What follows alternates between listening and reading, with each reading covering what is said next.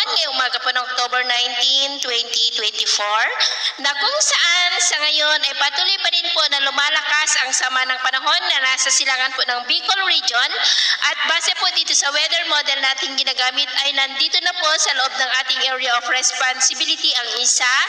at posibleng magsanib ang dalawang sirkulasyon na ito at maging bagyo between 24 to 48 hours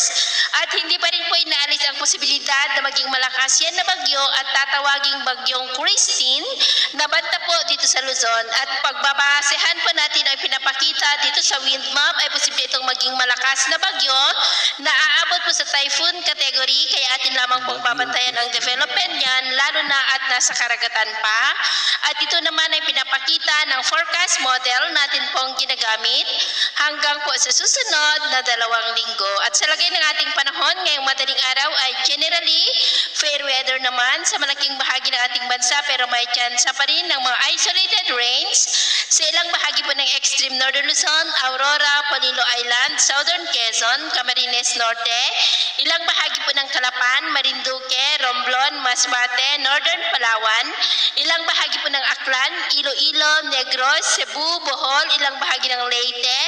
Sulu Archipelago, Zamboanga Peninsula at Sarangani.